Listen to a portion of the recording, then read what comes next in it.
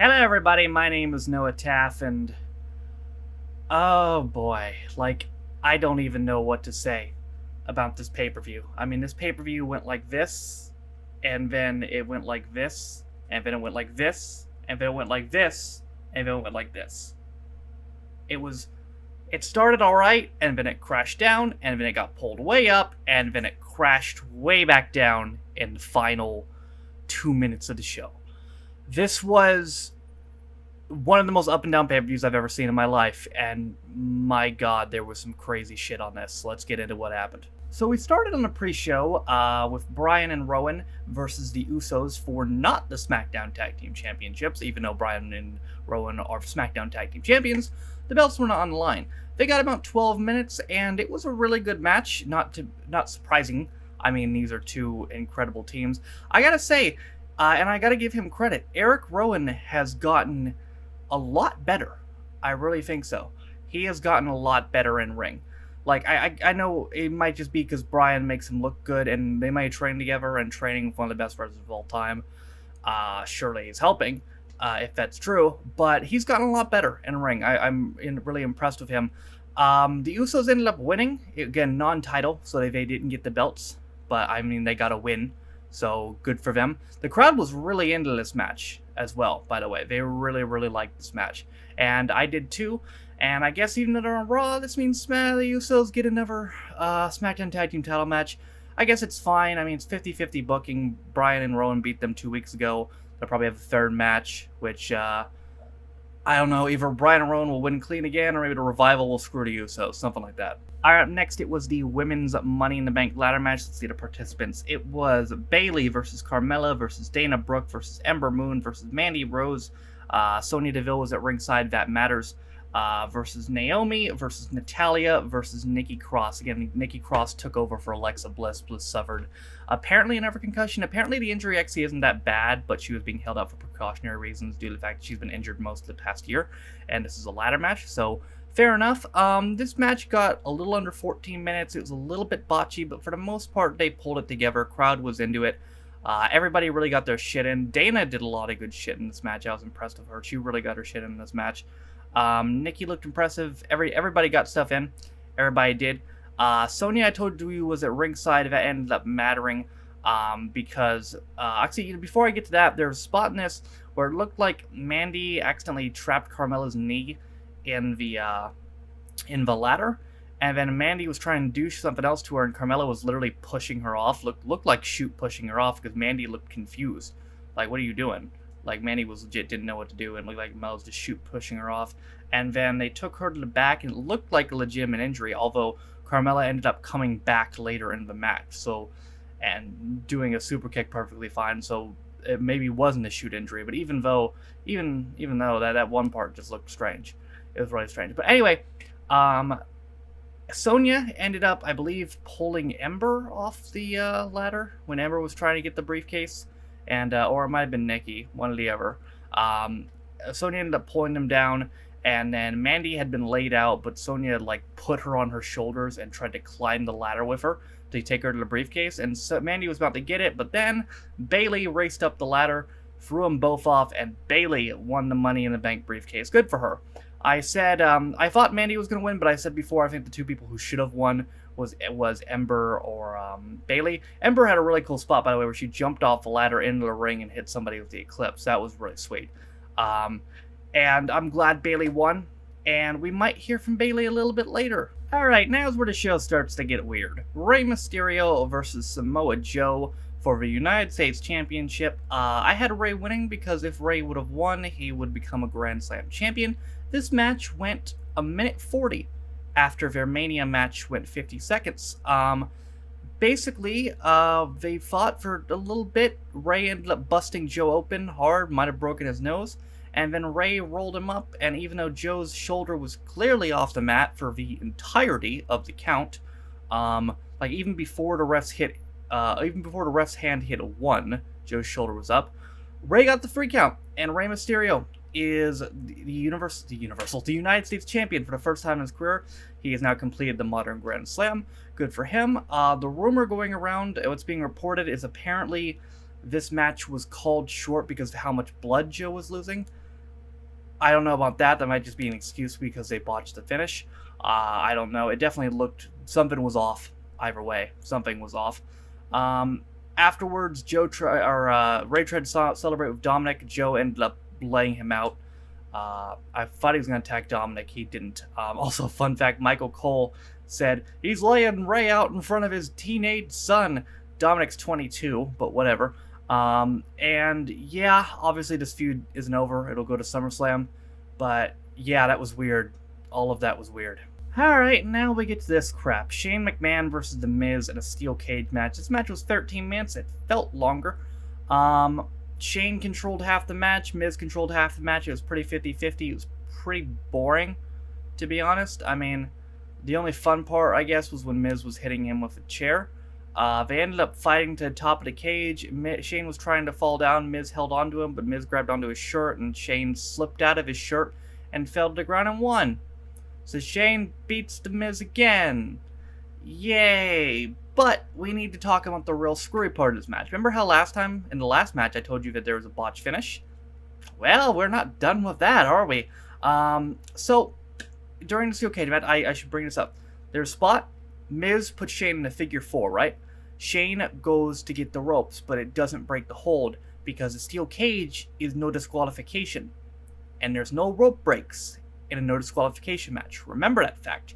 Because about 4 minutes later, Miz hits Shane with the skull-crushing finale onto a chair and goes for the cover. And Shane puts his foot on the ropes, and the ref calls off the pin. Because he put his foot on the ropes, which doesn't matter in a no disqualification match. I don't know if that was worked or not, or if they just fucked that up, but because Miz didn't react to it at all. The announcers did, though. So, yeah, Miz should have won, and this match should have been over like 5 minutes before it actually was.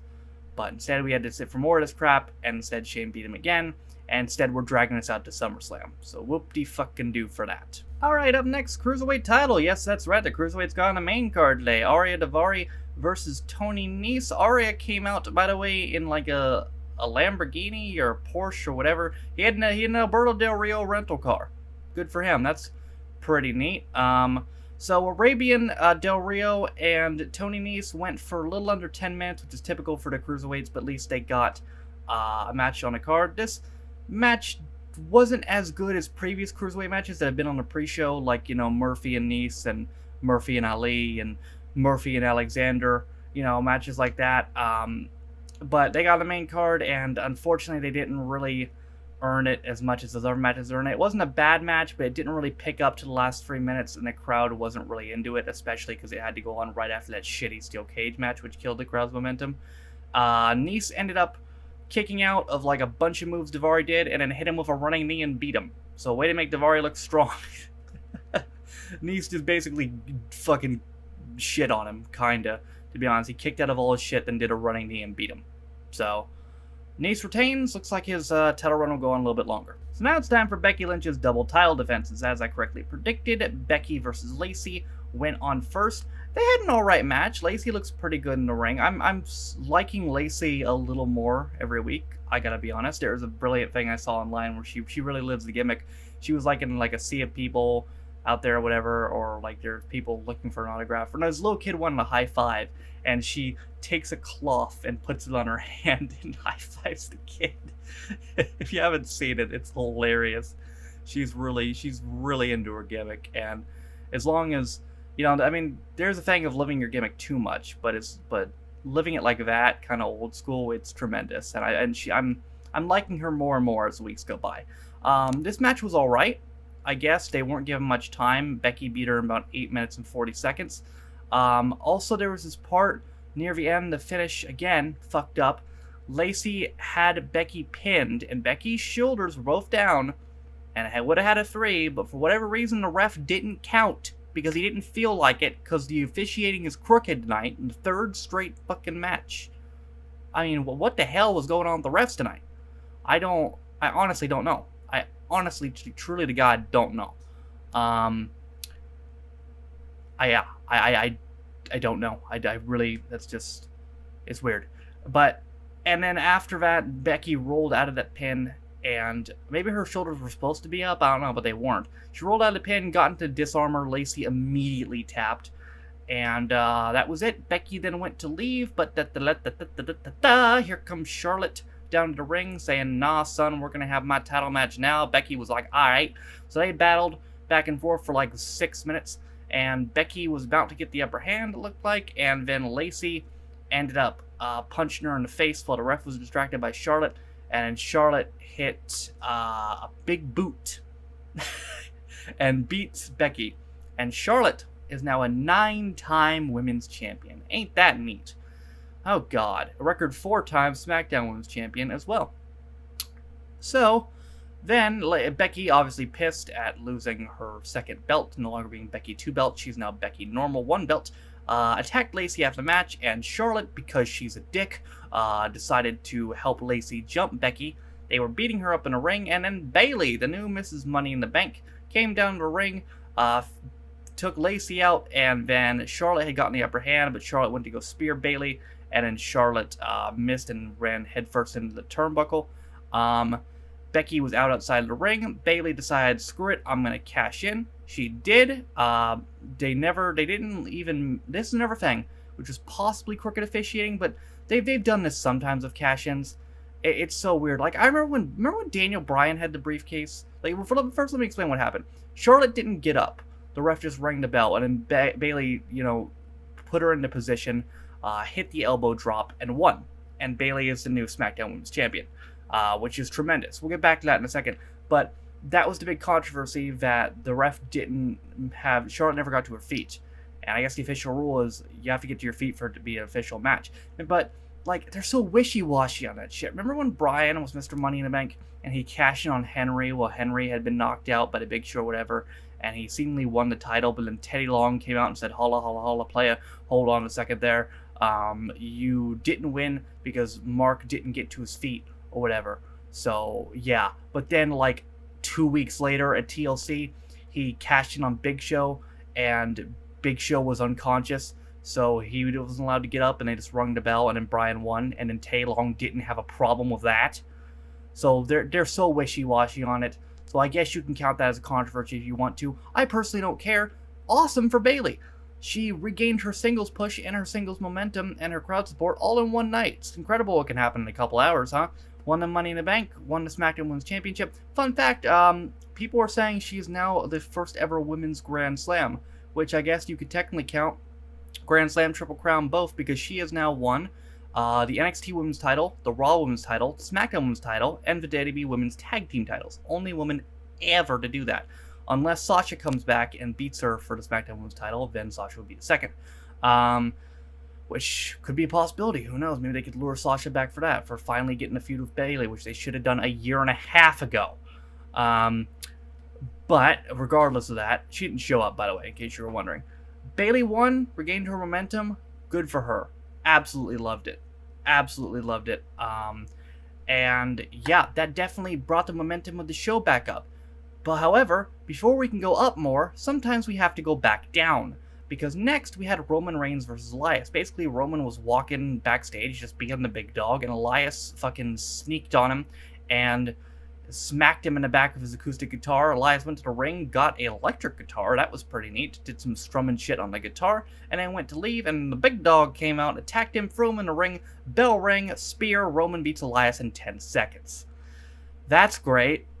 Moving on, we go to the Universal title match, which was definitely, probably top to bottom, the best match of the night, but I think we all kind of knew that already going in. Seth versus AJ. Match took a little bit to pick up, but it was tremendous, to be expected from these two. I don't think anyone's really surprised this match was tremendous, because it was. Definitely, Big Daddy Meltzer is probably going to give this 4 stars. Would have given it 5 if it was in the Tokyo Dome, but you know how it is.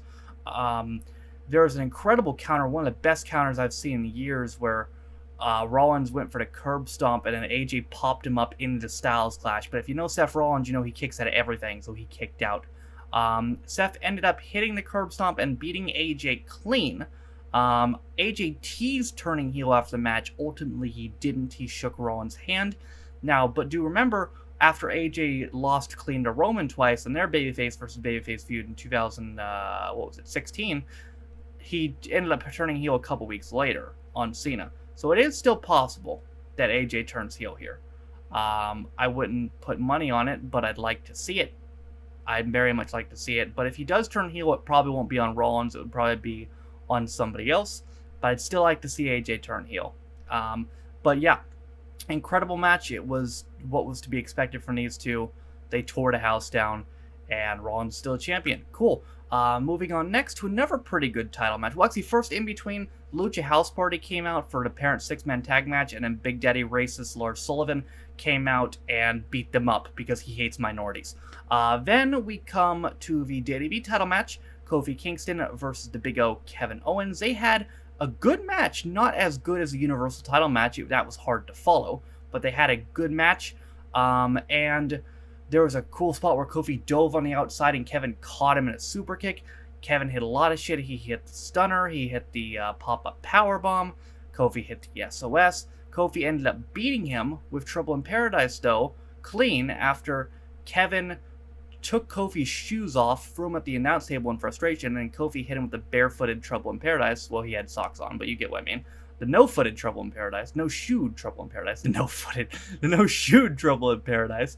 And Kofi wins clean. Huh. A face champion.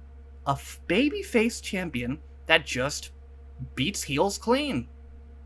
That's an interesting concept. It works with the right person, and he's the right person, so there you go. Good for Kofi. Moving on again, now let's go to the SmackDown, the men's Money in the Bank ladder match. Don't know where I got SmackDown from. SmackDown's done, except they're not, because they got 4 people in this match. We need to backtrack here, though, a little bit. So earlier tonight, Braun Strowman was having a big old rage backstage, saying he's going to murder Sami Zayn brutally in his sleep, or maybe not, maybe while he's awake.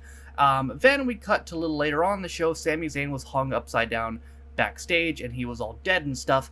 And then they had a segment which is interesting, because we had Triple H confronting Strowman about beating up Sami Zayn. He's like, "What?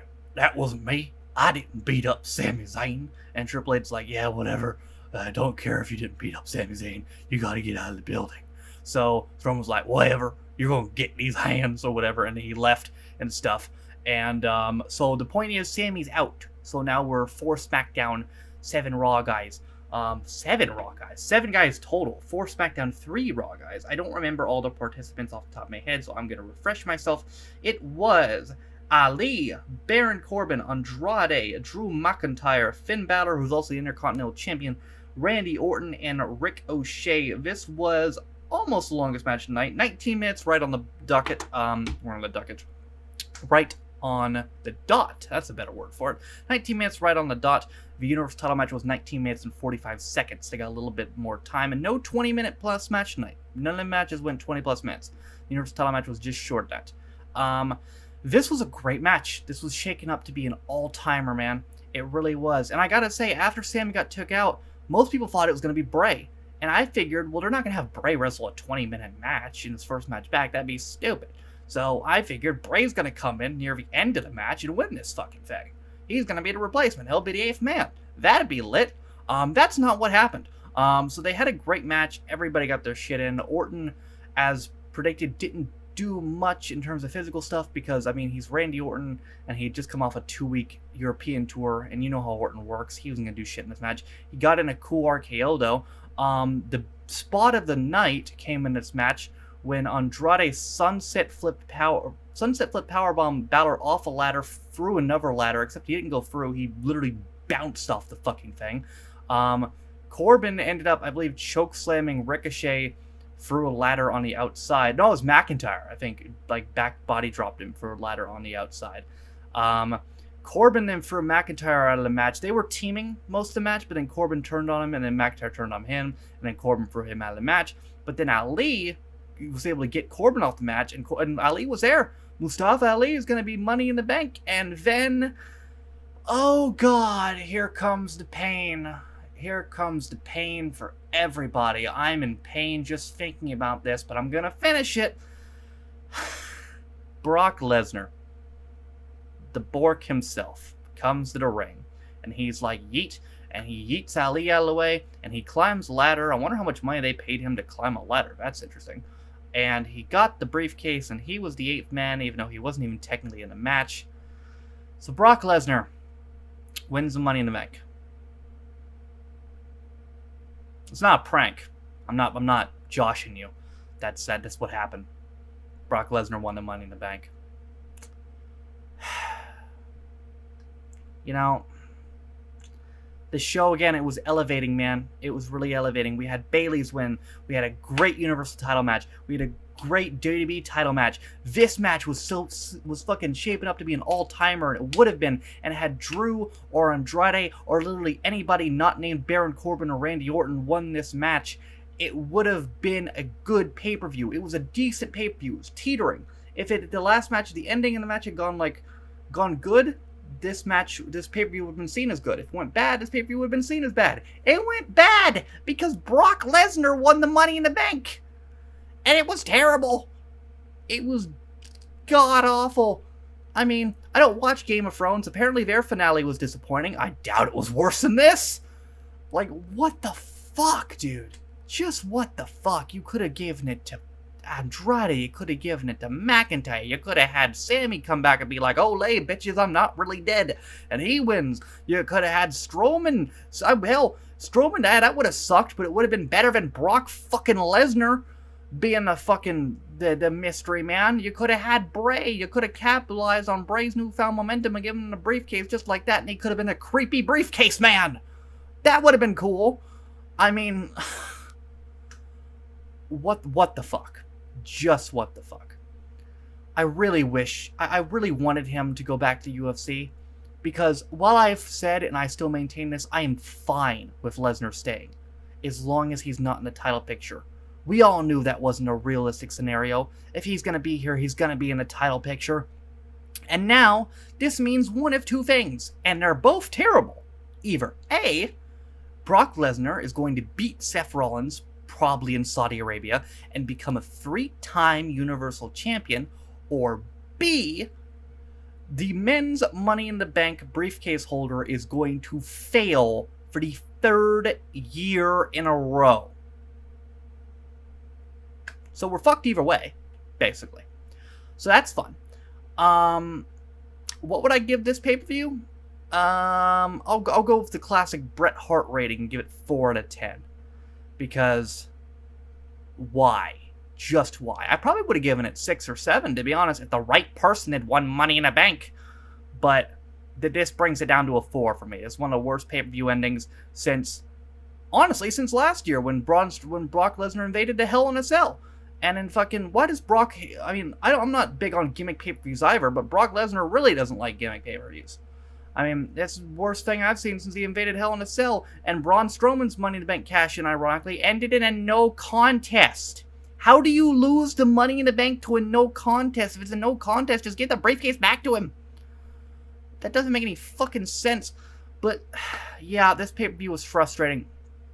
The first half was bad, and then they had us in the second half, not gonna lie, and then the finale fucking... they just shit all over us. So that's fun. And now we're covered in shit. Doesn't feel good, does it? Doesn't feel good being covered in shit. Well, that's fun. Next Sunday is AEW's first event, Double or Nothing. I will be ordering a pay-per-view, we'll probably be doing predictions for it, and I will be doing a review for that as well. Hopefully that'll be funner than this, because what the fuck was this? Anyway, that's my review of Money in the Bank. I hope you guys enjoyed it. If you want to follow the channel, I would appreciate it. If you want to check out any of my social media links, they are all in the description. If you'd like to support me on Patreon, all my Patrons are mentioned in the description as well. That's also linked in the description. I appreciate all 8 of my Patrons. You guys supporting both my channels, I appreciate it a lot. My main channel, TaffRay16, is linked in the description as well. But with all that being said, my name is Noah Taff. This has been my review of Money in the Bank 2019. God help us all. Brock Lesnar's Mr. Money in the Bank, and I want to die. I'll see you guys next time. Bye.